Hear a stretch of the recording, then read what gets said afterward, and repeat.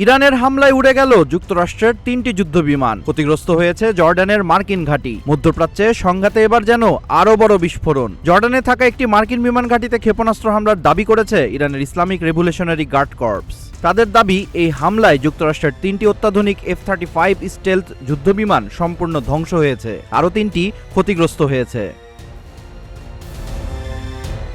ইরানের ভাষ্য অনুযায়ী এটি ছিল সাম্প্রতিক মার্কিন হামলার পাল্টা জবাব। হামলায় ঘাঁটির গুরুত্বপূর্ণ স্থাপনাও ক্ষতিগ্রস্ত হয়েছে বলে দাবি করা হয়েছে, তবে এসব তথ্য স্বাধীনভাবে এখনও যাচাই করা যায়নি।